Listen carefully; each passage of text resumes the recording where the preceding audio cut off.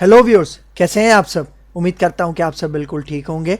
तो जिस तरह से आपको पता है हमारे पास यहाँ पे नंबर सिस्टम की लेक्चर सीरीज चल रही है, जिसके अंदर हमने कन्वर्जन्स का कॉन्सेप्ट स्टार्ट किया हुआ है और हमने बहुत सारी कन्वर्जन्स अपने प्रीवियस लेक्चर्स के अंदर कवर कर ली हैं, जिसके अंदर हमने बाइनरी टू डेसिमल नंबर भी देखा था, डेसिमल टू बाइनरी भी देखा था, बाइनरी टू हेक्साडेसिमल देखा, हेक्साडेसिमल टू बाइनरी देखा और प्रीवियस लेक्चर के अंदर हमने हेक्साडेसिमल टू डेनरी मतलब हेक्साडेसिमल टू डेसिमल कन्वर्जन हमने कंप्लीट की थी। आज के इस लेक्चर के अंदर हम डेनरी टू हेक्साडेसिमल की बात करने वाले हैं, मतलब decimal number two hexadecimal number में किस तरह से कन्वर्ट करते हैं उसको हम आज के इस लेक्चर के अंदर देखेंगे। तो भाई इस लेक्चर के ऊपर आने से पहले मैं आपको रिकमेंड करूंगा कि आप हमारा प्रीवियस लेक्चर लाजमी देख लेना, जिसके अंदर हमने हेक्साडेसिमल टू डेनरी कन्वर्जन की बात की थी, ताकि आपको ये वाला लेक्चर और ज्यादा अच्छे से समझ में आ सके।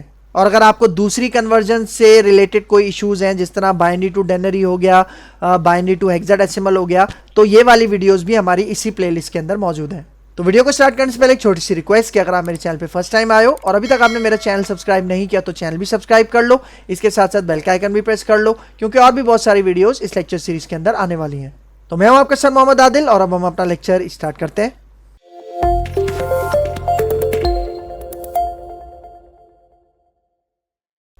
ठीक है, तो डेनरी मतलब डेसिमल टू हेक्साडेसिमल हम किस तरह से करते हैं। ठीक है, इसकी एक बहुत ही ज़्यादा आसान टेक्निक आपको बता रहा हूं, जिसको यूज़ कर सकते हो आप अपने एग्जाम में, अपने प्रैक्टिकल में। ठीक है, तो यहाँ पे आ जाओ भाई। देखो, हमने डेनरी टू बाइनरी कन्वर्जन जब इंप्लीमेंट की थी तो उसमें हमने एलसीएम का एक मेथड यूज़ किया था। तो डेनरी टू हेक्साडेसिमल के अंदर भी सबसे आसान तरीका क्या है? एलसीएम का तरीका। ठीक है, तो भाई यहाँ पे देखो, मेरे पास एक एग्जाम्पल क्वेश्चन है और वो क्या है? 90 एक डेनरी नंबर है, मतलब डेसिमल नंबर है। इसको हमें कन्वर्ट करना है हेक्साडेसिमल के अंदर, और वे हम कौन सा यूज करेंगे? एलसीएम वाला वे यूज करेंगे। ठीक है, तो इसके अंदर सबसे पहले मैं क्या करूंगा? 90 लिखूंगा और एलसीएम में हम इस तरह से लिखते हैं, और इस 90 को मैं डिवाइड किससे करूंगा? मतलब यहाँ पे देखो मैं 16 लगाऊंगा, और अब मैं ये देखूंगा कि 16 के टेबल में 90 आता है। आप एक मिनट के लिए वीडियो को पॉज करो और मुझे बताओ कि क्या 16 के टेबल के अंदर 90 आता है?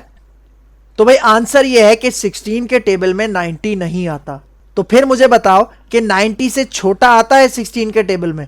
बिल्कुल आता है, और वो है हमारे पास 80। और कितने टाइम्स आता है? 16 5 80।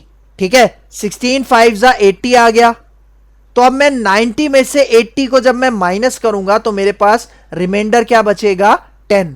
ठीक हो गया। तो अब देखो 5 16 से छोटा है, इसका मतलब मजीद मल्टीप्लिकेशन यहां पे नहीं हो सकती, तो यहीं पे हमारा ये आंसर एंड हो जाएगा। तो आंसर अब किस तरह से कैलकुलेट करना है, किस तरह से हमें डिस्प्ले करवाना है? यहां पे देखो आंसर हमारे पास इस तरह से आएगा, ये देखो।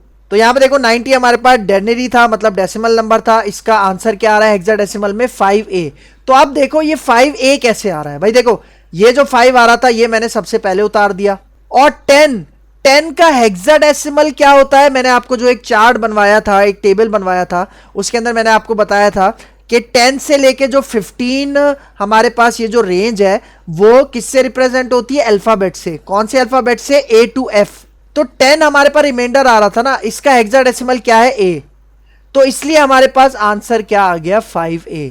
और चूंकि ये हेक्साडेसिमल है तो इसकी बेस क्या है? 16। इस तरह से हम आंसर के अंदर इसको डिस्प्ले करवाएंगे। ठीक हो गया, ये इसकी थी पहली एग्जाम्पल। अब इसकी सेकंड एग्जाम्पल करवाता हूं ताकि कॉन्सेप्ट और अच्छे से क्लियर हो जाए। ठीक है, तो यहां पे देखो अब क्या कह रहा है? 260 एक डेसिमल नंबर है, डेनरी नंबर है, इसको हेक्साडेसिमल में कन्वर्ट करना है। ठीक है, तो तरीका हम वही यूज करेंगे, एलसीएम वाला। ठीक है, 260 है, इसको मल्टीप्लाई करेंगे 16 के साथ।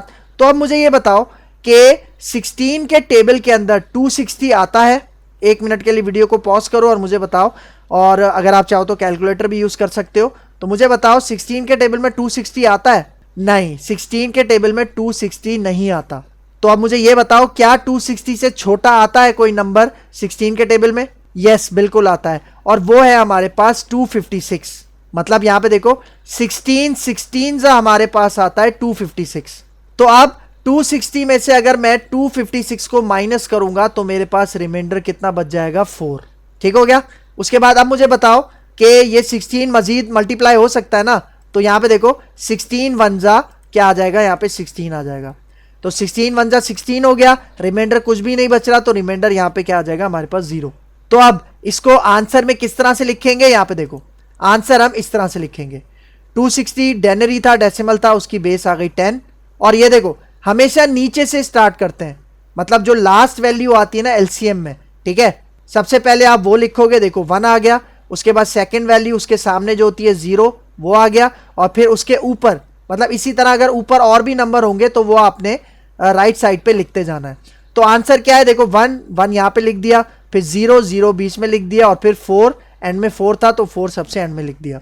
तो ये आ गया आपके पास 104। ये क्या है, हेक्साडेसिमल है।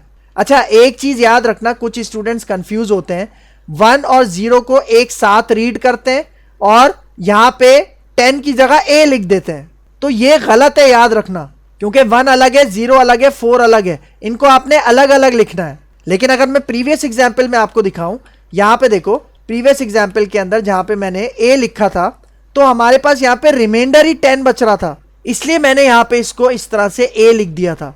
लेकिन यहां पे अगर आप देखो, ये जो मैंने आपको एग्जाम्पल बताई, ठीक है, इसके अंदर ये जो 104 है ये सेपरेट है, मतलब 1 सेपरेट है, 0 सेपरेट है, 4 सेपरेट है, तो इसलिए मैंने इसको 104 सेपरेटली लिखा है, और ये 104 हमारा हेक्साडेसिमल आंसर हो गया किसका, 260 डेनरी का।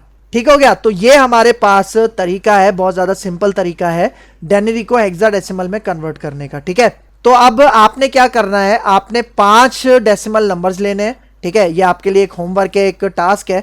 आपने 5 डेनरी नंबर्स लेने हैं और उसको हेक्साडेसिमल में कन्वर्ट करके जो भी आपके आंसर्स हैं, ठीक है, क्वेश्चंस के साथ, वो आपने इस वीडियो के कमेंट के अंदर मुझे बताने हैं और मैं आपको चेक करके बताऊंगा कि आपका आंसर सही है या गलत है। ठीक है, तो बहुत ज़्यादा आसान तरीका है, इसकी जितनी ज़्यादा प्रैक्टिस करोगे उतना ज़्यादा आप इसमें परफेक्ट हो जाओगे। ठीक है, तो यहाँ पे हमारी ये वीडियो हो गई है एंड। अगर आपको इस लेक्चर के वाले से कोई भी कंफ्यूजन है तो कमेंट बॉक्स में मुझसे ज़रूर पूछ लेना। तो अगर आपको मेरी वीडियो पसंद आई है तो मेरा चैनल लाइक कीजिए, शेयर कीजिए और सब्सक्राइब कीजिए और मुझे अपनी दुआ में याद रखिए। तो मिलते हैं इंशाल्लाह नेक्स्ट लेक्चर में, तब तक के लिए दीजिए इजाज़त। अल्लाह हाफिज़।